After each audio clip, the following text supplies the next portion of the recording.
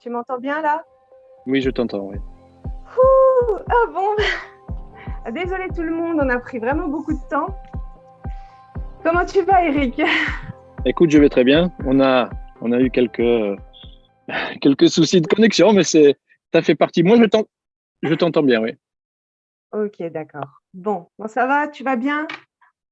Oui, je vais très bien. Merci Donc pour déjà, ton invitation. Je, merci à je me toi. réjouis d'être là, oui.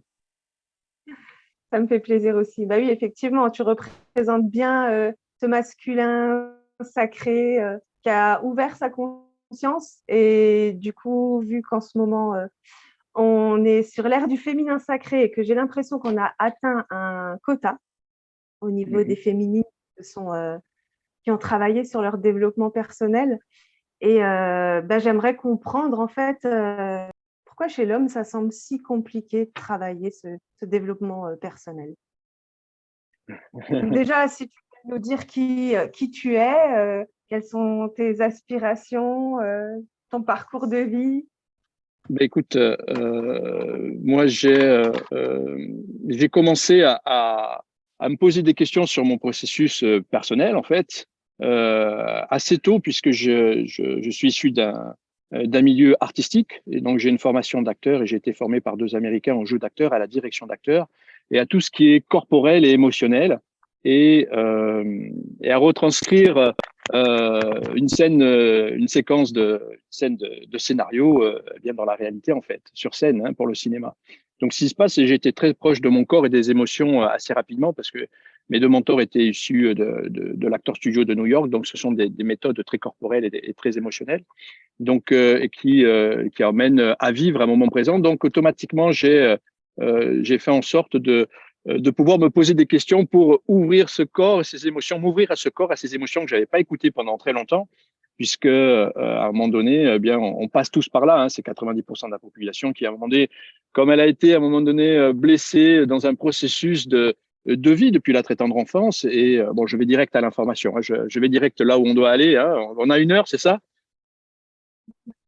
Hein, donc, et ce qui se passe, c'est que si tu veux, bien, j'ai écouté mon corps, j'ai écouté mes émotions, je suis rentré dans un processus de compréhension un peu de voir, parce que je me suis aperçu que lorsque j'étais sur scène, il y avait des blocages, il y avait des blocages dans le corps, il y avait des blocages dans les émotions. Donc, j'ai été initié à l'expression, à l'expression de soi, et en plus, j'ai fait tout un parcours personnel dans cette belle exploration que nous sommes et dans l'exploration de soi.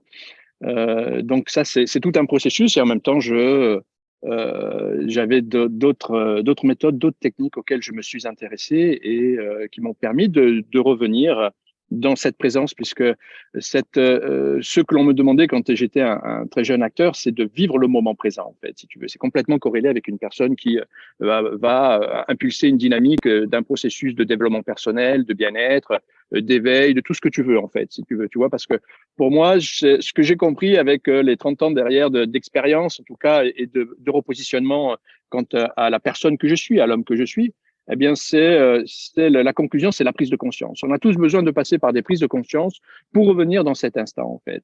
Et peu importe la méthode, la technique, la religion, la spiritualité, le mouvement religieux, enfin, c'est la prise de conscience. C'est cette prise de conscience de ce qui est en nous à un moment donné, qui résiste, qui est refoulé, parce que ce sur quoi on refoule, eh bien, on résiste. Et le fait de refouler, c'est qu'à un moment donné, a pu venir nous impacter dans notre vie, qui a créé la division et la séparation et les blessures. Eh bien, comme on le refoule, on ne veut pas le voir. Donc, on dit qu'on se met un peu à soi-même.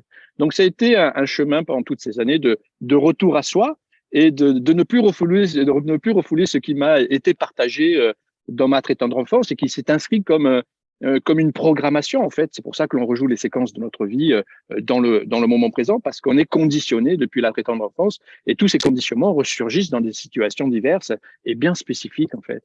Et c'est toujours en rapport avec nos archétypes féminins et masculins. Et d'ailleurs, lorsque tu m'as posé la question, quelle est ta définition d'une relation consciente, puisque là, il s'agit de la relation de couple, puisque tu parles du féminin et du masculin sacré, on pourrait dire le masculin, l'homme et la femme dans cette relation de couple.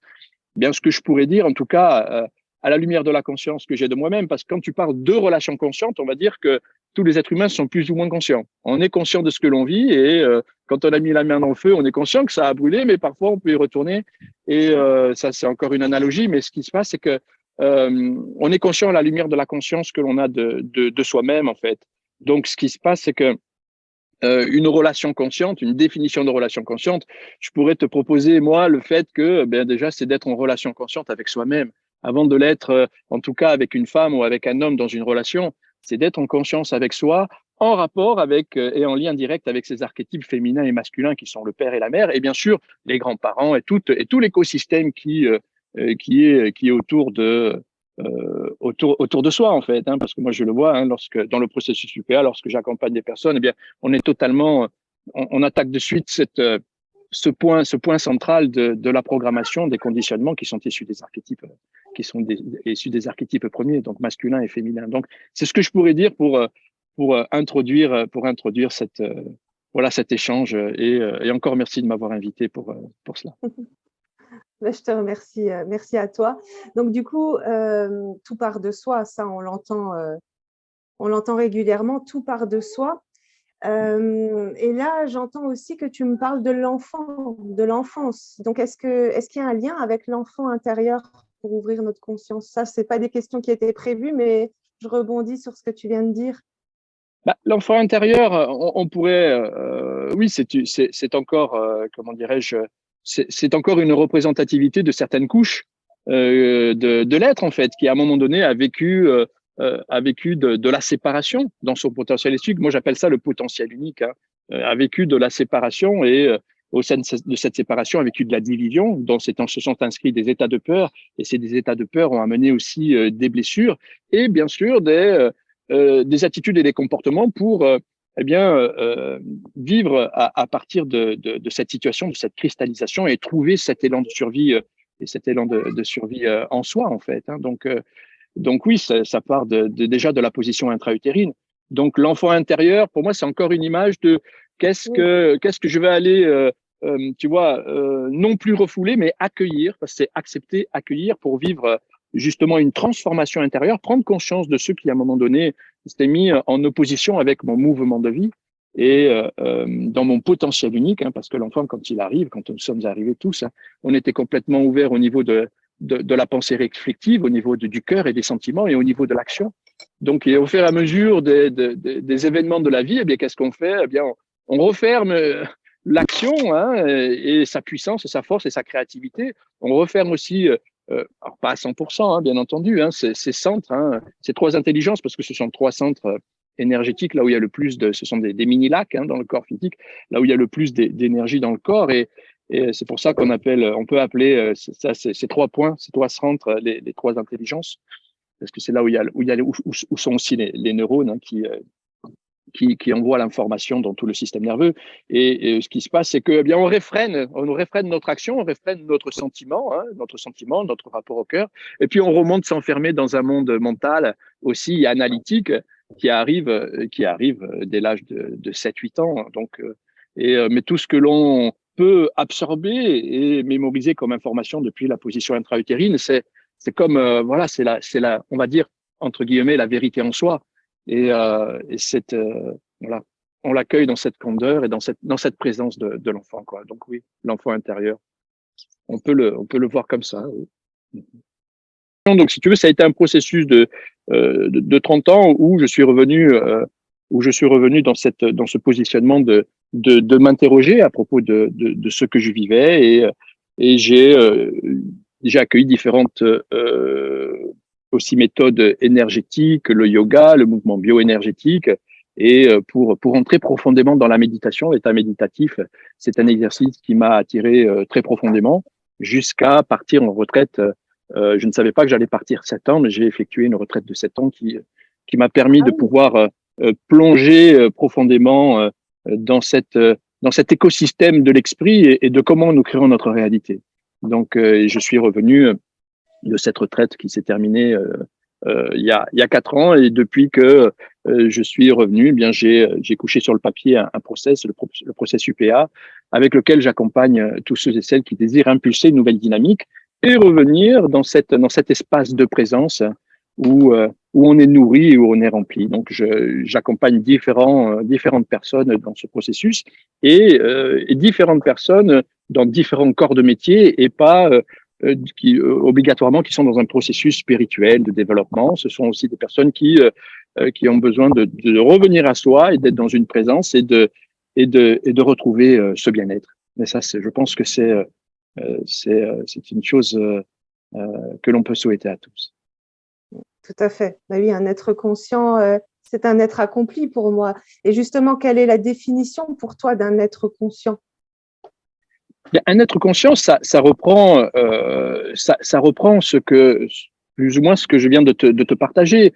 Un être conscient, c'est une personne qui impulse une dynamique de prise de conscience, qui va aller identifier l'information dissonante au sein de sa structure et qu'elle soit au niveau de la psyché, au niveau du corps, au niveau des émotions et bien sûr de ce système cérébral, hein, au niveau des amygdales cérébrales, du cerveau limbique et de son hippocampe, mais aussi dans l'énergétique, parce que lorsque je parle de structure, j'inclus aussi la structure énergétique, et là aussi se logent des, des informations qui sont là et qui se projettent dans le champ de la conscience de la personne, auquel à un moment donné, elle va se coller parce qu'elle est assimilée, elle est identifiée et elle est associée à ces informations. Et c'est à partir de ces informations qu'elle crée sa réalité et aussi la répétition de certaines séquences qu'elle peut rejouer dans sa vie. Donc, c'est de rentrer dans un processus de prise de conscience pour prendre conscience de plus en plus afin d'accepter, d'accueillir, de prendre conscience et de transformer en soi ce rapport, ces perceptions à l'information dissonante afin que les perceptions se transforment aussi parce que de pouvoir cheminer dans un processus justement et cette personne consciente, à mon nez, plus elle va prendre conscience et moins elle va donner d'attention à toutes ces informations qui sont dissonantes. Donc l'énergie et l'attention qu'elle donne à ces conditionnements, comme elle va transformer ses perceptions, elle va rééduquer son écoute, elle ne va plus donner d'attention à ces conditionnements et son énergie va revenir jusque dans le corps physique, donc avec beaucoup plus de force, de créativité, de fluidité, et elle va pouvoir se positionner de la façon la plus juste en fait, avec plus de conscience. Avec plus de conscience. Et pour s'expanser en conscience, on a besoin de prise de conscience. Voilà, c'est aussi simple que ça en fait. Alors, ça demande bien sûr un travail d'enquêter, d'aller identifier l'information dissonante, de la clarifier, de l'accueillir. Il y a tout un processus aussi au travers de l'information qui est à se jouer, hein, puisque lorsqu'on a fédéré une information depuis la très tendre enfance, il y a différentes raisons avec lesquelles on a négocié, hein, on a négocié avec ces informations. Et on les a pris bras le corps et on est allé jusqu'à les aimer, hein, pour être reconnu et bien sûr vivre ce désir d'aimer et d'être aimé et aussi d'exister dans le regard de l'autre à ce moment-là, puisque c'était nos seuls exemples en fait, ces informations qui sont venues au travers de nos archétypes. Donc il y a différents process à connaître au niveau de la création de la réalité et de comment transformer afin de pouvoir vivre c'est comme on pourrait s'apparenter à un deuil en fait. Parce que ce sur quoi repose notre personnalité, au travers de cette banque de données informationnelles, comme je la nomme, eh bien, tu as de l'information favorable et aussi de l'information défavorable. Et cette personnalité sur laquelle on a eu besoin de s'appuyer dans notre vie jusqu'au moment où on se dit ah, mais il y a aussi de l'information défavorable que j'ai accueillie au sein de ma réalité, qui ont créé de la division, de la séparation, des états de peur, des conditionnements avec lesquels je retourne dans des relations amoureuses dont j'ai plus envie, mais j'y retourne. Mais pourquoi? Parce que je me sens appelé, parce que à un moment donné, je sens une production de sérotonine dans mon ventre. Hein. C'est ce qui crée aussi les papillons. Les papillons dans le ventre, c'est simplement de la sérotonine qui arrive à profusion, en fait.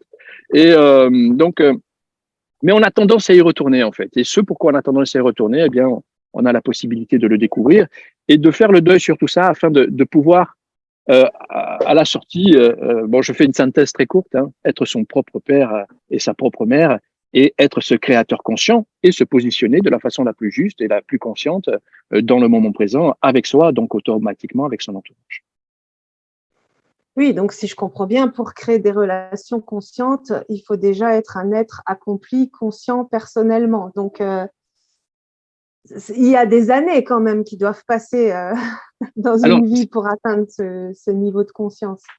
c'est pas ce que j'ai dit, hein, parce que si on doit attendre d'être une personne parce que une personne réalisée, pour moi, ça veut pas dire grand-chose, parce que tu sais, tout se joue dans l'instant aussi, et on se réalise en permanence, on se découvre en permanence dans l'instant, en fait.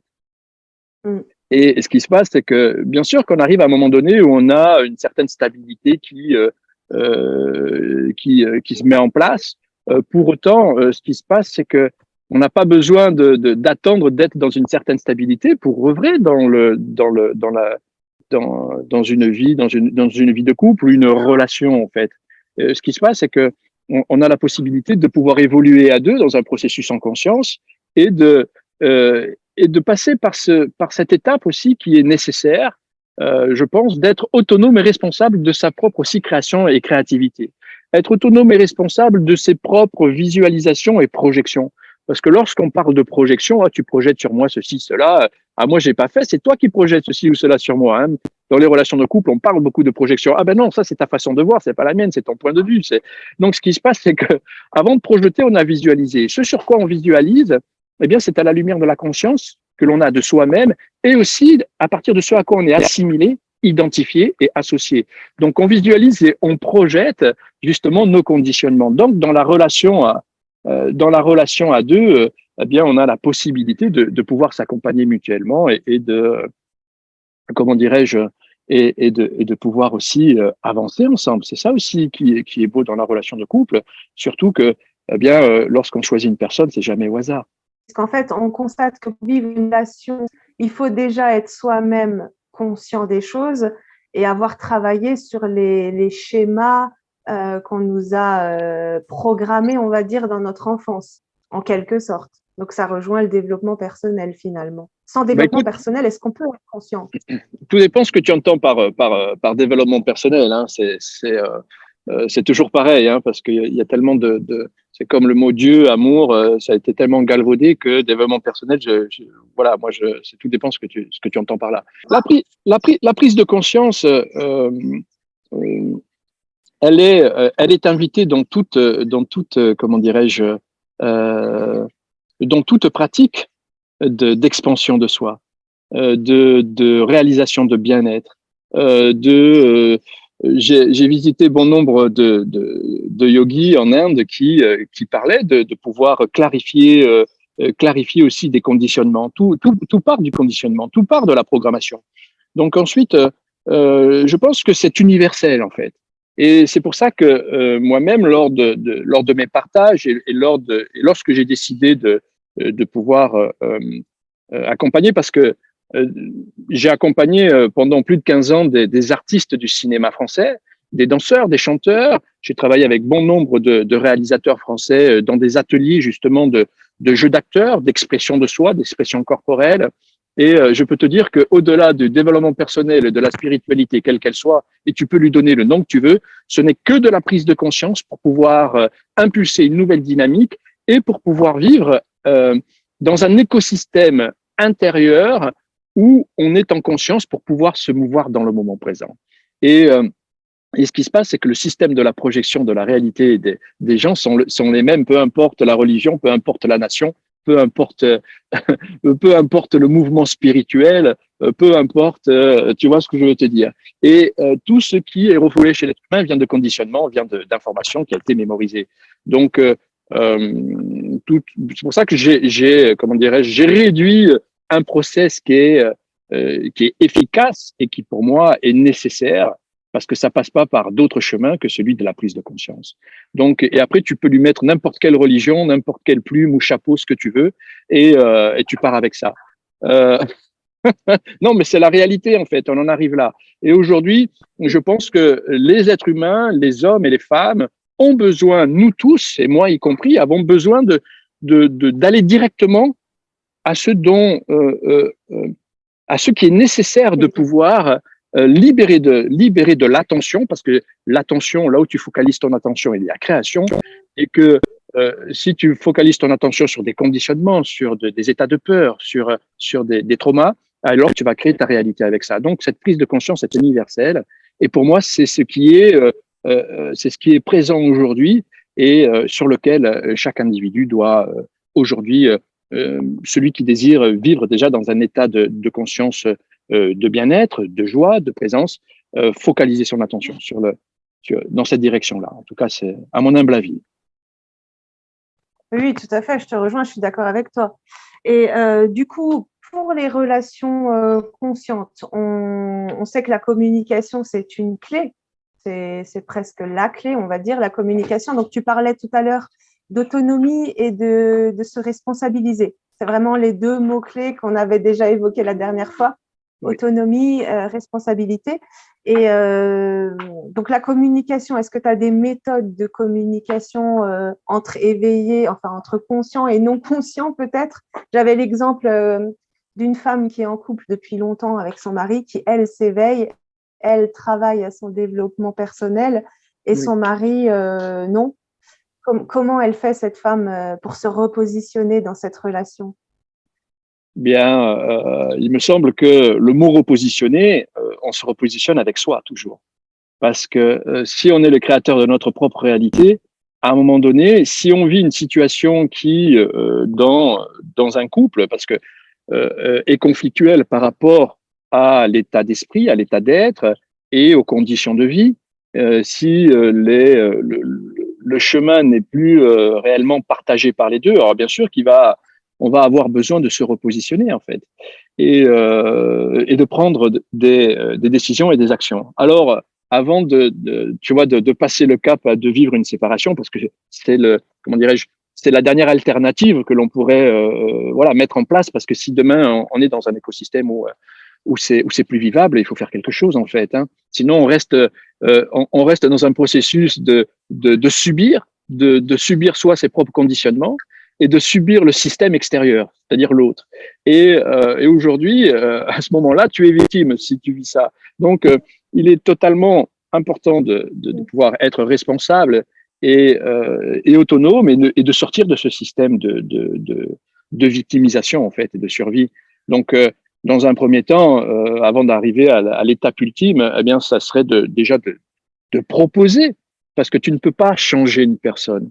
Tu peux proposer de l'aide à une personne ou de la conseiller, d'aller voir un professionnel ou de se poser, la question tiens, on a quelqu'un qui arrive là sur Facebook, de se proposer de pouvoir impulser une dynamique pour qu'il y ait clarification, pour qu'il y ait aussi euh, des changements au sein du couple. Et si les deux sont d'accord pour pouvoir évoluer dans ce sens-là, alors il est possible qu'il y ait comment dirais-je, une communication puisse s'installer et aussi une nouvelle, comment dirais-je, proposition de vie en fait. Donc oui, on doit se positionner, on doit se proposer mutuellement à l'un et à l'autre, parce que là, tu me parles de la femme éveillée et l'homme qui n'est pas encore dans un process de mise en place. Hein, c'est ça hein, que tu. Donc, ce qui se passe, c'est que cette femme, à ce moment-là, eh bien, ça m'arrive régulièrement. Ça m'arrive régulièrement. De rencontrer des consultations avec des oui. femmes qui sont dans cette histoire, quoi. Oui, tout à fait. Alors, ce qui se passe, c'est que bien, elles doivent proposer à leurs compagnons de pouvoir aussi passer à l'action et si l'amour est là, si la bienveillance est encore là, et que on a envie de continuer le chemin ensemble, hein, parce que beaucoup de personnes se séparent et divorcent sans se poser ce genre de questions-là. Hein. Même pas on se pose ces questions-là. D'ailleurs, ça s'est vu beaucoup pendant le Covid. Les gens sont restés cloîtrés chez eux. Et ce qui se passe, c'est qu'il y a des gens qui se sont regardés comme ça sur le canapé de leur salon et d'un coup, ils ont compris, mais qu'est-ce que je fais avec cette personne-là? C'est pas moi qui l'invente, hein, ce sont des témoignages d'hommes et de femmes, que ce soit pour les hommes ou pour les femmes. Et dès qu'ils ont pu, dès qu'on a réouvert le permis de pouvoir marcher dans la rue, ben, les gens se sont séparés. Il y a eu une augmentation de séparation après le Covid. Donc, ce qui se passe, c'est qu'on ne va pas attendre qu'on nous enferme encore pendant 2 ans dans notre domicile. Ce qui se passe, c'est que on peut conseiller à une femme qui est déjà dans un processus, en tout cas, de bien-être, de prise de conscience, d'éveil, tu le nommes comme tu veux, de proposer à son compagnon de dire, écoute, on a vécu jusqu'à aujourd'hui de belles choses et on a vécu des moments fantastiques. Là, il y a des choses qui ne vont plus, qui ne correspondent plus, qui ne me correspondent plus. Est-ce que toi, tu es heureux? Engager un dialogue là-dessus. Et s'il y a la possibilité de pouvoir, comment dirais-je, que le partenaire de vie puisse engager aussi un processus de bien-être en soi, de se poser des questions, de remise en question, de clarification de certaines choses qui pourraient, parce que dans le couple, tu sais, hein, ce qui émerge, ce sont les accusations et les reproches. Et quand l'autre me fait des accusations ou des reproches, c'est parce qu'à un moment donné, je ne vais pas aller nourrir. Lui pense que il est en train de me demander de nourrir ses besoins fondamentaux, lui ou elle, hein, mais puisqu'on parle des hommes. Mais à ce moment-là, ce qu'il demande d'être nourri, ce sont ses conditionnements et ses dysfonctionnements, en fait. Parce que comme il ne veut pas voir l'information qui est à la genèse de ce qui refoule, donc automatiquement, eh bien, il va demander à son partenaire de vie de venir nourrir l'information dissonante pour qu'elle soit nourrie, que dans sa structure, elle soit paisible, afin de pouvoir continuer à œuvrer sans sentir sa douleur et sa souffrance. Hein, c'est ça. Hein. Parce que lorsque deux personnes se rencontrent, bien sûr qu'il n'y a jamais de hasard, c'est parce qu'elles ont aussi des structures qui jouent ensemble. Elles ont des structures ensemble qui jouent, elles ont des conditionnements qui jouent. Et il faut savoir que lorsque deux personnes se rencontrent, eh bien, il y a déjà des négociations et des compromis. Et si je suis basé sur une programmation, lorsque je vais rencontrer une femme, eh bien, à ce moment-là, je vais rencontrer aussi ce qu'il y a de favorable chez elle. Je vais rencontrer l'être, je vais rencontrer l'âme, je vais rencontrer les émotions, les sentiments, le corps, les odeurs, mais aussi je vais rencontrer tous ces conditionnements qui sont amenés à un moment donné peut-être à être transformés si elle en prend conscience, et si moi-même aussi j'en prends conscience, et à ce moment-là, mais ce qui va m'attirer aussi, ce sont ces conditionnements dysfonctionnels, parce que ces conditionnements dysfonctionnels correspondent avec les miens. Donc c'est là aussi le jeu de la vie et le jeu de où rentre en fonction nos émotions, puis nos neurones miroirs, notre empathie et notre sensibilité par rapport à ça, parce qu'on connecte avec quelqu'un avec qui aussi on a des accroches aussi dysfonctionnelles. Et pendant un temps, cette personne, elle va nourrir nos attentes et nous, on va nourrir les siennes. L'un et l'autre pensent qu'ils sont nourris dans leurs besoins fondamentaux de créativité, de force, de limites qui sont respectées, tu vois, de tout ce qui est en rapport avec les besoins fondamentaux qu'un enfant lui-même à partir desquels un enfant doit être nourri. Et comme ce n'est pas le cas, eh ben, il va développer justement de la séparation dans son unité, dans son potentiel unique. Il va y avoir de la division. Qu'est-ce qu'il va faire? Il va se diviser et il va se sentir séparé de son potentiel unique, de son unicité. Et il va rentrer dans un mode où il va être associé, identifié et assimilé à des conditionnements et qui va rejouer sans cesse après. Donc, ce qui se passe, c'est que lorsque un homme et une femme se rencontrent, ils se rencontrent aussi sur la nourriture de ce qui est dysfonctionnel. Alors, c'est très puissant parce que l'autre, eh bien, il aime en même temps, là, dans ce feu de la passion, il aime ce que moi, je veux pas voir, donc il me le nourrit, donc il me fait monter dans une extase passionnelle, et moi, j'en fais de même. Mais arrivé à un moment donné, on rentre à la maison, on se dit, ah, mais j'avais pas vu ça de madame. Ah, et madame a dit, ah, mais j'avais pas vu ça chez monsieur. Et en fait, lors de la rencontre, il y a eu négociation, il y a eu compromis, et la négociation et le compromis, c'est toujours avec une cause initiale. Tout diplomate sur la planète te dira, en diplomatie, il y a toujours une négociation, et il y a toujours un compromis dans chaque négociation. Et pour en revenir à nous-mêmes, au potentiel unique, à l'unicité, le compromis, c'est avec quoi? C'est avec notre être véritable. Et c'est avec notre potentiel unique, c'est avec qui nous sommes, avec lesquels nous nous sommes compromis depuis la très tendre enfance. Parce que pour exister dans le regard des autres, dans le regard de nos parents qui nous font exister, dès qu'on a accueilli nos enfants, on les a regardés sur arriver comme ça, ils ont ouvert les yeux et d'un coup, on les a fait exister dans ce monde matriciel, si tu veux. Tu vois, dans la matière, on les a fait exister.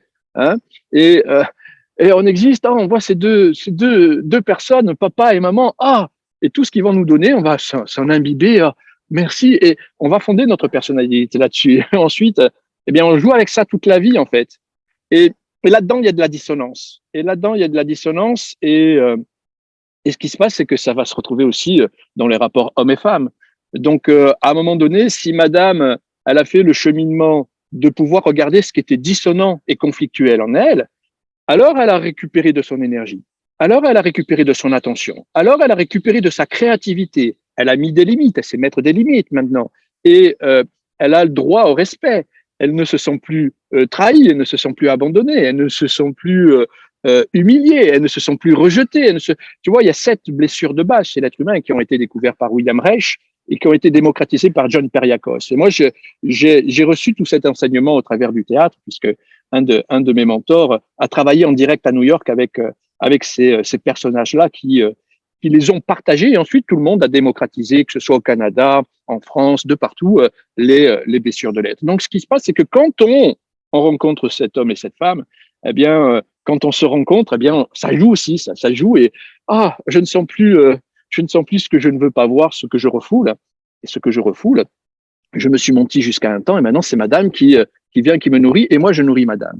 Donc à ce moment-là, quand on a vécu 5, 10, 15 ans et qu'on commence à se poser des questions et que oui, ça c'est un fait que mesdames, vous êtes beaucoup plus en avant que messieurs les hommes pour impulser un mouvement, une dynamique. Tu vas dans n'importe quel cours de théâtre, tu as 80% de femmes.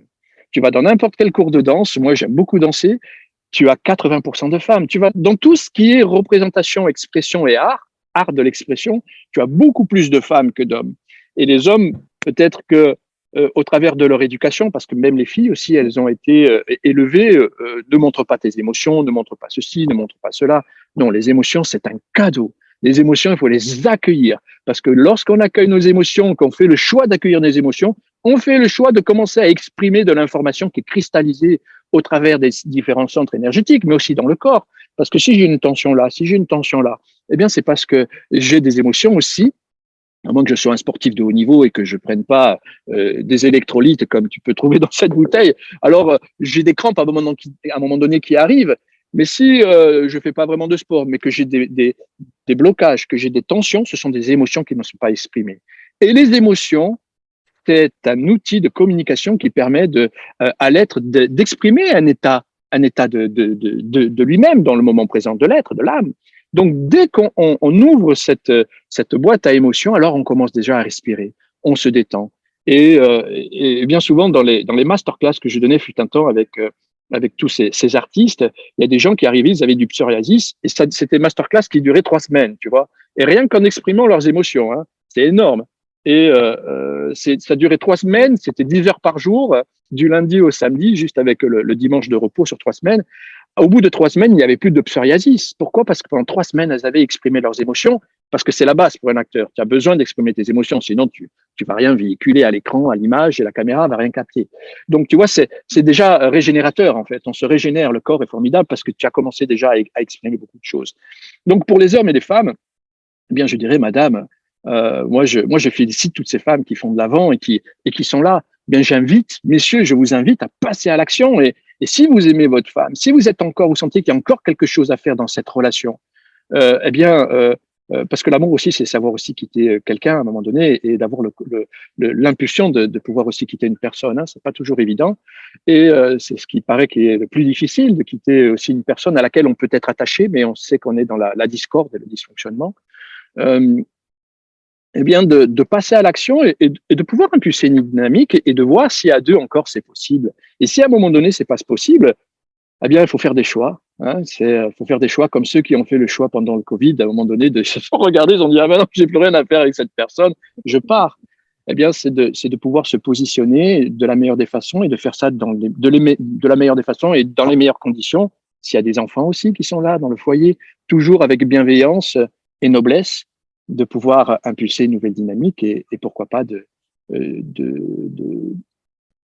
vivre une séparation si ça va faire du bien à l'un et à l'autre et permettre de se rencontrer dans le processus de l'existence. Hein, parce que revenons à l'instant, hein,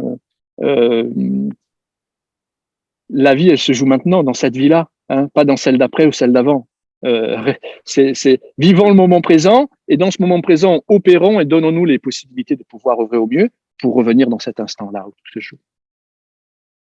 Alors, j'entends quelque chose et tu vas me valider si c'est bien juste. Est-ce que du coup, s'ouvrir à la conscience, c'est faire preuve de maturité? Est-ce que les hommes ont du mal, peut-être parce qu'on sait que les hommes deviennent matures plus tard que la femme? Est-ce que l'homme est plus mature ou moins mature que la femme? Il n'y a pas de plus ou de moins, en fait. Je dirais qu'un cheminement de prise de conscience, tu sais, la plupart des hommes ou des femmes attendent le dernier moment pour passer à l'action. Attendent d'avoir une maladie, attendent d'avoir un burn-out, attendent je sais pas moi, de se retrouver, sur le parking d'une autoroute en train de, de crever, parce que c'était moi il y a 15 ans, en fait, si tu veux, même si j'étais dans un processus au travers comment dirais-je, de mon métier, en tout cas de ma formation d'acteur et de directeur d'acteur, de directeur d'acteur, eh bien, j'étais déjà dans un processus corporel, émotionnel, donc de prise de conscience. Je lisais beaucoup de livres. J'étais dans un processus aussi de, de soins énergétiques et de différentes méthodes. Et bien avant ça, je suis passé par la psychanalyse et la psychothérapie. Donc, j'ai tout essayé. J'ai un panel devant moi d'exploration où j'ai pu tout essayer. Et ce qui a été le plus efficient pour moi, c'est de remonter directement à, à l'information primordiale. Et lorsque pendant ces 7 années, j'ai conscientisé le processus de création de la réalité et dans son processus, alors ça a été libérateur en fait. Et je dirais que n'attendez pas de vous retrouver au bord d'une autoroute et d'être en train de crever. Aujourd'hui, il y a plein de possibilités de pouvoir changer son état, de le transformer. Et c'est pour ça aussi que je parle de bien-être aussi avant d'éveil, parce que tous les êtres humains sont éveillés, mais toujours à la lumière de la conscience qu'ils ont d'eux-mêmes. Même, tu vois, il n'y a pas d'étape tu vois, il y a plus de haut, il y a plus de bas à un moment donné. Donc, tout le monde est éveillé, mais à la lumière de la conscience En que tu as de fait, toi-même. Mais En fait, donc, il y a deux émotions qui nous guident, la peur ou l'amour. Enfin, voilà, c'est oui, ce que j'aime dire. c'est juste, Donc, ouais, c'est pour moi, juste, c'est ça, la conscience ou la non-conscience, en fait. La non-conscience, c'est une peur qui dirige notre vie. oui. La peur dirige ta vie. Et la peur, elle naît aussi au travers de tes perceptions. Donc, je dirais que ce sont les perceptions qui ont besoin aussi d'être transformées. Mais je dirais pas de maturité. Je pense que lorsqu'on commence un processus de conscience, eh bien, euh, c'est parce qu'on ne veut plus souffrir, en fait. Et on attend le dernier moment. Et je ne veux pas rentrer dans un débat où dire les femmes sont plus matures ou elles sont plus sages ou les hommes sont plus sages et plus matures. J'inviterais autant les hommes que les femmes à passer à l'action. Je pense que les femmes sont plus connectées à la terre. Elles portent la vie. Elles sont une porte, tu vois, elles sont une porte dans cet univers, parce qu'il faut pas oublier qu'on est là, quand je te parle, c'est la nature, c'est pas un fond d'écran, hein. Je suis sur une table dans la nature et on est sur une planète magnifique, je crois qu'il fait à peu près du 147 000 kilomètres par heure, tu vois, et ça fait du 30 kilomètres à la seconde. C'est-à-dire, quand je fais ça, on a fait 30 kilomètres en orbite autour du Soleil, quoi. Donc, on est dans un univers cosmique et, euh, et, et, et on est des éléments de ce cosmos. On est des amas d'atomes. Donc, donc les femmes portent la vie. Alors, elles ont peut-être une urgence qui est là, une conscience qui est là par rapport au fait de l'évolution et de comment aussi transmettre la vie. Et, et comme elles sont connectées aux enfants qu'elles portent aussi, et même pour celles qui n'ont pas eu cette joie de porter des enfants, elles vivent dans un corps qui a des cycles et qui sont plus peut-être en lien avec la terre. Et peut-être que certains hommes, ou la majeure partie des hommes ont coupé avec ça depuis quelques maintenant centaines et milliers d'années. Donc je dirais que les femmes sont plus connectées à la terre. Elles sont plus connectées. Et après, alors si tu peux toi dire que c'est de la maturité, alors je te laisse responsable de dire ça, hein, parce que je pense qu'il y a des hommes aussi qui peuvent être matures dans dans leur vie et de la façon dont ils accompagnent aussi leurs enfants sans être dans un processus de bien-être ou de spiritualité, mais le font à la lumière de la conscience qu'ils ont d'eux-mêmes. Et je pense que nous devons rassembler les hommes et les femmes, rassembler tous les autres humains plutôt que d'essayer de les mettre dans des cases. Et je dirais que les femmes sont plus connectées à la Terre. Ça, oui, ça, c'est fondamental. Et donc, c'est ce qui les engage dans un mouvement de vie qui est voilà, plus connecté à qu'est-ce qu'on fait de cette terre et qu'est-ce qu'on va donner à nos enfants demain. Qu'est-ce qu'on va donner à nos enfants demain? C'est ça l'évolution de la conscience, parce que chacun de nous euh, qui participons aussi à ces prises de conscience, qui accompagnons des gens. Moi, j'accompagne des gens depuis 20 ans maintenant, hein, et ça a évolué dans mon processus. Ça a évolué dans mon processus. Lorsque je suis revenu de retraite, eh bien, j'ai commencé je me suis dit, ah, tu retournes avec les acteurs dans le showbiz et tu remontes à un atelier, parce que j'ai eu de la chance, j'ai rencontré beaucoup de succès. Quand j'ai compris que je devais pas être un acteur, je devais monter mon studio d'acteur. eh ben, j'ai commencé à 3, 4, 5, et puis après, tu appelles plus les gens, c'est les gens qui viennent à toi. Donc, j'ai eu beaucoup de succès, puisque j'ai accompagné aussi des gens qui ont joué dans des productions nationales, internationales, avec Brian De Palma, avec John Malkovich, dans des films de Quentin Tarantino. Donc, j'ai été gâté professionnellement. Mais quand je suis revenu, j'aurais pu retourner travailler dans le monde artistique. Mais pour moi, le premier art, c'est l'art de vivre sa vie en toute liberté. Et j'ai décidé, au travers de l'écriture du process UPA, de pouvoir accompagner tous les hommes et toutes les femmes, justement, qui pensent à aujourd'hui, qui pensent à l'instant, mais aussi à l'avenir, et à ceux que, et j'en reviens aux femmes, à ceux que l'on va donner à nos enfants, à ceux que l'on va leur permettre de pouvoir véhiculer de prise de conscience et de leur donner aussi les informations de comment fonctionne la réalité, comment on peut créer sa réalité, comment aussi on peut changer sa réalité. Et ça, c'est possible aujourd'hui. Il y a plus de mystère. C'est pas, tu vois, mythologique ou, je veux dire, spirituel. C'est, comment dirais-je, quand je dis spirituel, parce que je veux pas que ça soit juste que dans le milieu spirituel. Moi, je suis allé dans des écoles spirituelles, ben, c'était pire que dans le monde où les gens se battaient dessus, hein, à côté du gourou, ceci, cela, qui se pousse, qui ceci, qui cela. T'as des gens qui sont hyper durs, donc, et Ah oui, oui. c'est une représentativité de l'être humain sur Terre, hein, donc les écoles spirituelles. Donc, moi, je veux pas rester bloqué là-dessus parce que j'ai énormément voyagé, j'ai énormément pratiqué aussi. Tu penses bien, et donc c'est rassembler en fait, c'est rassembler tous ceux qui aujourd'hui ont pris conscience qu'on a la possibilité de vivre avec plus de conscience, plus de joie, plus de bien-être chaque jour au quotidien, et et d'unir à nouveau, s'unir en soi, avec soi, revenir à soi, parce qu'on est, tu vois, revenir à soi, tu vois, c'est revenir dans l'instant à soi, parce qu'on est avec soi. Mais c'est d'identifier ce qui vient mettre de l'opposition dans notre présence, c'est ce qui vient nous faire croire qu'on est séparé, c'est toutes ces croyances de séparation, de ceci, de cela, de manque, et qui dit manque aussi dit addiction, parce qu'on est addict à nos schémas, on est addict à nos conditionnements. Et à un moment donné, il faut arrêter de négocier et de faire des compromis avec nos conditionnements, parce qu'un jour, on a regardé un homme et une femme dans les yeux, et ils nous ont fait regarder, et ils nous ont élevés comme ils ont pu, avec la conscience qu'ils avaient d'eux-mêmes, comme ils ont pu.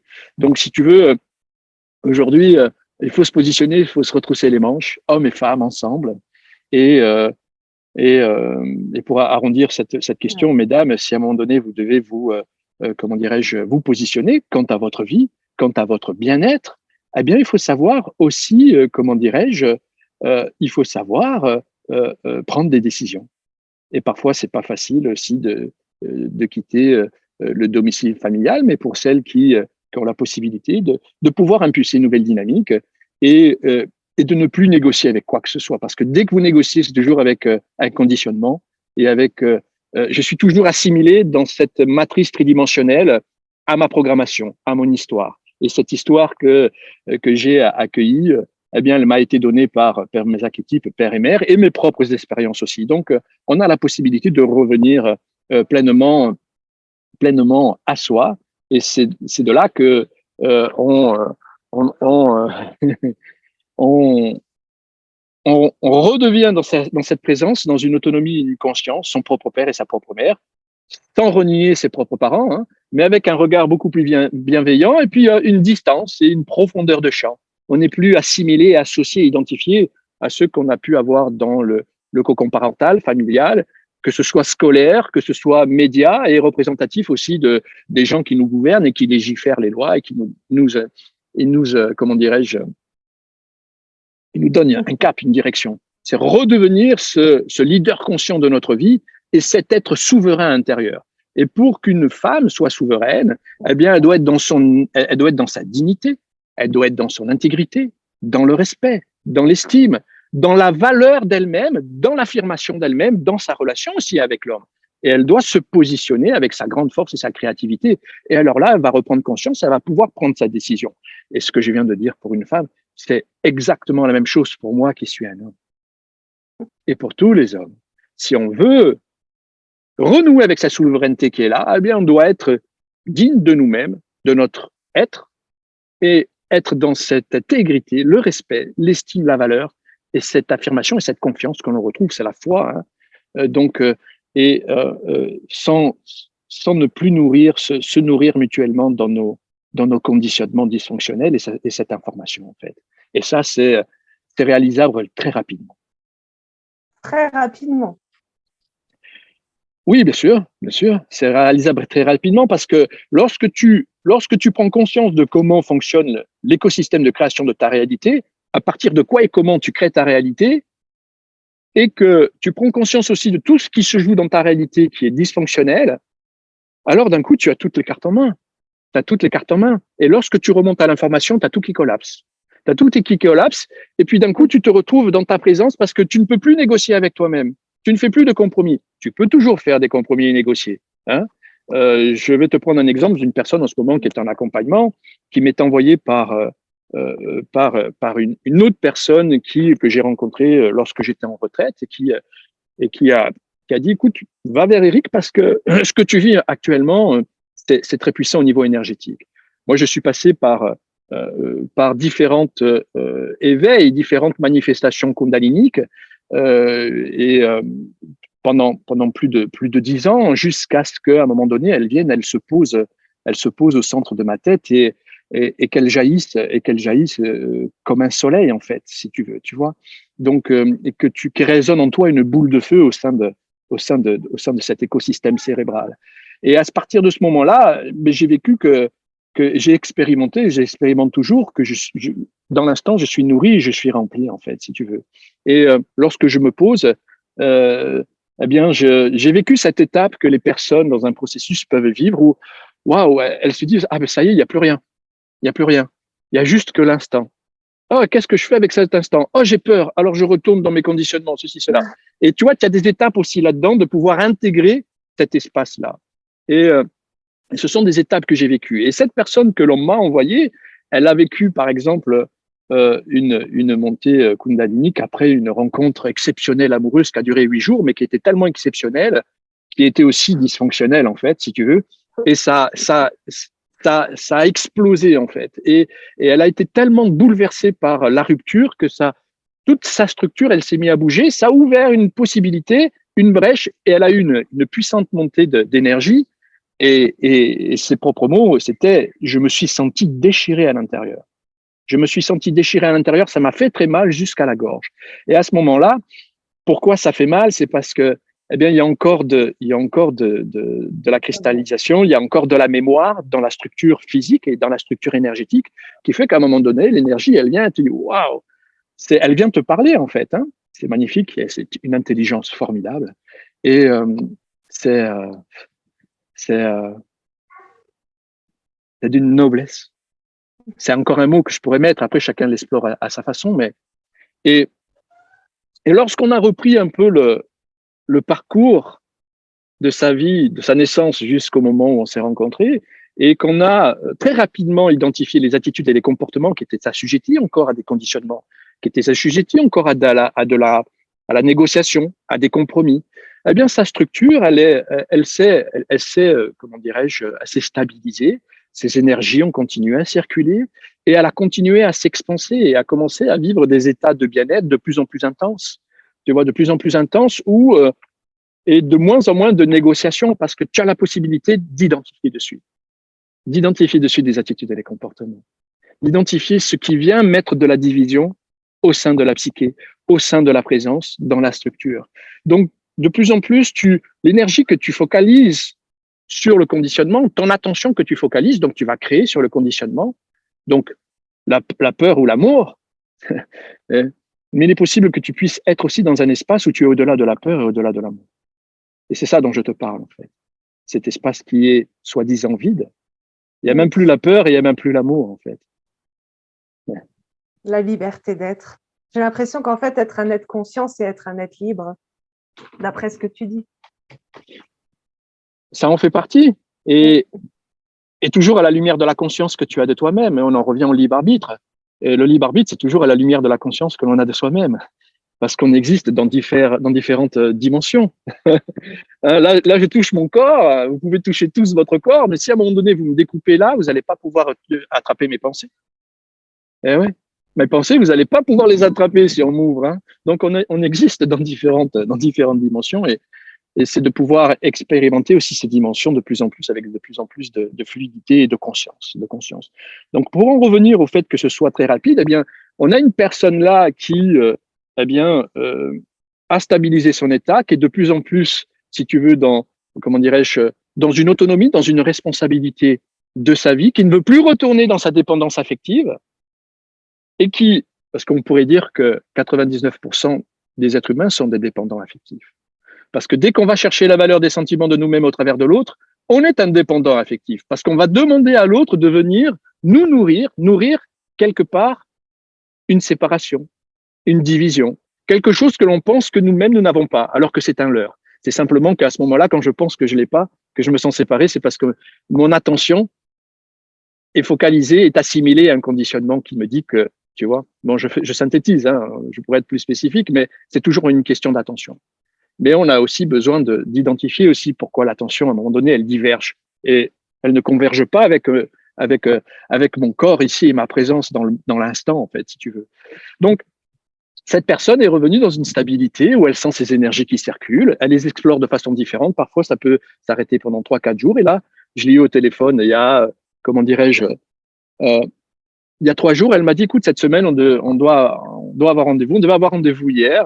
Elle me dit, j'aimerais repousser le rendez-vous à mardi prochain parce que je vais prendre 3-4 jours de plus là pour me reposer parce que on a passé 2 mois et demi très intenses parce que lorsqu'elle est arrivée, elle était très perturbée, en fait. Ne serait-ce que parce qu'elle avait vécu cette rencontre avec cet homme, mais en plus au sein énergétique, au sein de sa structure. Et c'est très perturbant, c'est très, très perturbant. Donc, maintenant, elle accueille ceci et avec plus de présence, plus de conscience, toujours des prises de conscience qui lui permettent de pouvoir accepter, accueillir, transformer ce qui est addictif, l'addiction, la dépendance, afin de pouvoir libérer son attention et ses énergies et qu'elles viennent là dans l'espace de l'instant, les vivre et être vivifiées et être dynamisées parce que mon cerveau limbique et mon amygdale cérébrale n'est plus associé à ces conditionnements. Et d'ailleurs, bien souvent, les personnes me disent ah mais il y a de moins en moins de bruit, ça devient de plus en plus calme. Et ben oui, parce que tu dissous l'information, que ce soit au niveau cérébral, système cérébral, mais aussi au niveau du corps et au niveau de l'énergie. Donc, tu vois, c'est un processus qui peut être rapide, mais à la fois qui a besoin d'être entretenu aussi par la personne qui le reçoit. Parce que tu es le leader conscient de ta vie et tu redeviens à ce moment-là ce leader conscient de ta vie, tu passes du côté de la maîtrise. Tu lâches le contrôle pour entrer dans la maîtrise. Parce que entre la maîtrise où j'accueille l'instant et le contrôle, c'est je contrôle ma vie dans un système de survie avec des attitudes et des comportements qui me permettent de survivre. Donc, je contrôle parce que je refoule ce que je ne veux pas voir et qui amène la douleur, qui amène la souffrance. Donc, je le contrôle et je vais négocier avec mon être, et je vais négocier dans mes relations avec Pierre, Paul, Jacques ou Martin ou Hélène ou quiconque. Et je vais lui demander qu'il vienne nourrir la valeur des sentiments de moi-même. Ce que moi, je ne veux pas voir, alors je contrôle parce que je ne veux pas voir ce qui crée la douleur. Donc, c'est l'information qui a créé la division, qui a créé l'état de peur. Tu vois, l'état de peur, amour ou peur. Mais là, je suis dans la peur, donc je contrôle. Je ne veux pas voir ma peur, donc je la contrôle. Et je vais demander à l'autre qui vienne me nourrir. Je pense qu'il va venir me nourrir dans mes besoins fondamentaux, mais non. Dans un premier temps, il va venir nourrir ma dysfonction, mes conditionnements, en fait. Parce que c'est ça. On nous renvoie toujours... la vie nous renvoie toujours, et parce que nous-mêmes nous projetons à partir de nos schémas et de nos conditionnements, ce sur quoi nous avons besoin de rencontrer encore pour nous libérer, en fait, si tu veux. Donc, c'est de passer de ce contrôle, d'accepter l'information qui crée la division, la séparation, donc l'état de peur, donc la blessure, le trauma, et de lâcher, d'accueillir en conscience, avec toujours bienveillance et douceur, pour, entre la maîtrise et le contrôle, accueillir, accepter avec bienveillance, transformer, prendre conscience et voir pourquoi à ce moment-là ça s'est joué et voir pourquoi j'en étais addict. Et une fois que je l'accueille, j'ai dit waouh, ok. Et là, bof, expansion. Tu as expansion au niveau du corps, au niveau de l'énergie et de tes corps énergétiques et au niveau de la conscience. Il y a aussi des émotions qui sont accueillies parce que, eh bien, on a besoin aussi de passer par cette étape d'accueillir les émotions qui sont corrélées aussi à ce moment-là, à ce qui a été cristallisé. Et de la cristallisation jusqu'à la prise de conscience, il y en a eu des négociations, hein, avec lesquelles on s'est mis des coups de bâton, hein, et pour avoir de l'amour, pour être aimé de l'autre, hein, parce que c'est toujours une bataille, on se bat contre nous-mêmes, hein, c'est ça. Hein. Le dernier rempart de l'amour, c'est nous-mêmes. Hein. Mais c'est nous-mêmes, c'est pas l'autre. Hein. Et oui, hein. Et, et tiens, pour revenir à la relation de couple, lorsqu'une personne, eh bien, elle a du mal à partir de sa relation et elle attend le dernier moment, soit que, eh bien, de vivre des choses qui sont pas sympas, pour quitter la personne, que ce soit un homme ou une femme, eh bien, il y a eu un chemin de souffrance. Hein, elle a été son porte-croix pendant des années. C'est fini, ça. Hein. Moi, j'engage et j'invite à toute personne aujourd'hui de pouvoir prendre soin d'elle. Donc, ce qui se passe, c'est que j'invite tout le monde à passer à l'action, mais vraiment dès que possible, parce qu'il n'y a jamais personne qui pourra passer à l'action pour vous, en fait. En fait, j'ai l'impression, et dis-moi si je me trompe, finalement, on nous dit depuis toujours, dans un couple, pour que ça fonctionne, il faut faire des concessions. Mais là, j'ai l'impression qu'on est en train de détruire tout ce mythe. Limite, il ne faudrait pas faire de concessions. Alors, ce qui se passe, c'est que… La concession, c'est d'être aligné avec soi. On va dire que oui, c'est d'être aligné avec soi. Mais tu sais, lorsque deux personnes, elles ont mis un cheminement en place, une relation, elles ont eu des enfants, c'est que il n'y avait pas que le dysfonctionnel aussi, tu vois, qui était mis en avant. Il y a aussi le fonctionnel, tu vois. Il y a aussi, parce que dans notre, moi j'appelle ça la BDI, la banque de données informationnelles. Certains appellent ça la structure, d'autres appellent ça l'inconscient, mais c'est aussi, ça englobe tout ça en fait. Il y a aussi tout ce qui est favorable. Et il y a aussi la magie de la vie qui est fait qu'on se rencontre aussi au travers de l'autre. Ça, il faut pas l'oublier. Et on s'est rencontrés au travers de nos parents, dans le regard de l'autre. Et ensuite, on a continué aussi, nous sommes des êtres sociaux, à nous rencontrer au travers du regard de l'autre. Donc, ça ne veut pas dire que le mot concession, ça me fait penser à… Je pense que lorsqu'on n'est pas conscient que l'on vit dans un processus dysfonctionnel, on fait des concessions. Tu vois, on fait des concessions. Parce que on veut être aimé. On veut être aimé de l'autre. On veut être reconnu. Et tu vois, hier, j'étais au téléphone avec une personne qui me disait, tu sais, je viens d'arrêter depuis peu une relation de 7 ans avec une personne qui vit en Côte d'Or. Et elle me disait, mais pendant ces 7 ans, moi qui adorais danser, je suis pas allé danser. Je ne suis pas allé danser. Pourquoi? Parce que monsieur, il aimait pas danser. Alors, si c'est ça les concessions dont tu parles, eh bien, moi, je vais… Tu vois, et je te prends une concession très simple, hein, c'est la danse. Hein. Après, ça peut aller dans des directions autres. Moi, je dis, allez danser. Mesdames, messieurs, allez danser. C'est pas parce que votre compagnon, à un moment donné, n'aime pas danser. Encore là, vous négociez avec votre être véritable, avec qui vous êtes, avec l'homme, avec la femme que vous êtes. Vous avez qu'une seule vie. Votre vie, il faut la vivre. Donc, ce qui se passe, c'est que… Et pourquoi elle n'est pas allée danser? Peut-être parce que cet homme, ça le faisait sentir, parce qu'il n'aimait pas danser, elle aurait pu aller danser. Mais si elle n'est pas allée danser seule, c'est peut-être parce que monsieur n'était pas non plus peut-être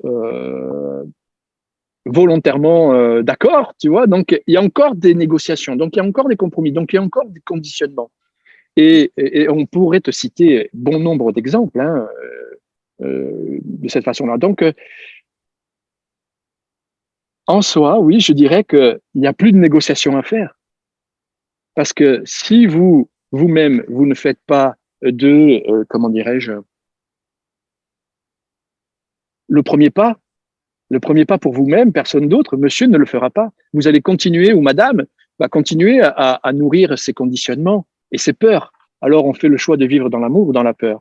Donc, dans un premier temps, on doit installer un dialogue et dire, voilà, on clarifie et on fait en sorte de voir ce qui se joue et de pouvoir, comment dirais-je, et de pouvoir accueillir et voir s'il y a une possibilité de continuité. Tiens, je te prends un autre exemple.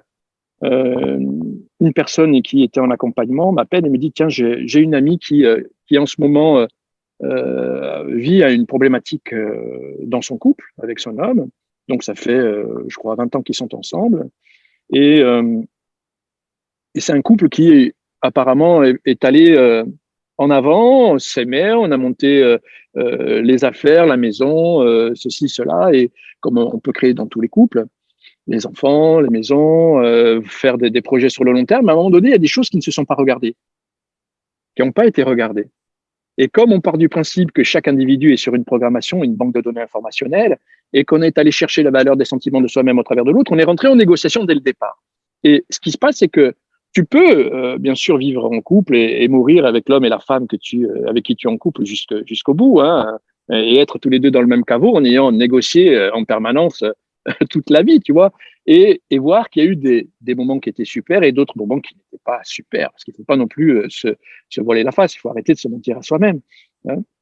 Et ce qui se passe, c'est que, ou de refouler et de dire non, non, chez nous c'est super, dans notre maison tout va bien. Non, moi dans ma maison tout n'allait pas bien. Et c'est comme ça qu'on peut se remettre en question. Et ce qui se passe, c'est que à un moment donné, il y a eu un écart qui s'est formé entre cet homme et cette femme, tu vois, par rapport sûrement à leur conditionnement et à leur point de vue par rapport à la vie, à l'évolution, ceci, cela. Et madame est allée, à un moment donné, vers un autre homme. Et elle a flirté avec un autre homme. Et elle a tellement culpabilisé que à ce moment-là, elle en a parlé à son mari. Et on va dire que ça s'est très mal passé. Ça s'est très mal passé. Et à ce moment-là, il y avait la possibilité de pouvoir là, tu quittes la personne avec qui ça s'est passé parce que tu ne l'acceptes pas dans ta vie, parce qu'il y avait un engagement, parce qu'il y avait des modalités une entente dans la relation, ou soit tu vas chercher à comprendre. Mais là, il n'y a aucune communication entre eux. Madame, justement, veut sauver le couple parce que ça n'allait pas avec monsieur dans sa vie, parce qu'il y avait aussi d'autres problématiques dans le couple. Donc, comme elle était plus nourrie à un moment donné dans certains secteurs de sa vie, eh bien, là, comment dirais-je, eh bien, elle est allée chercher aussi ailleurs. Donc, de l'attention, de l'amour, de la nourriture, tu appelles ça comme tu veux. Et ce qui se passe, c'est que là, on rentre dans une problématique où madame veut continuer le couple, monsieur veut continuer le couple, il veut rester avec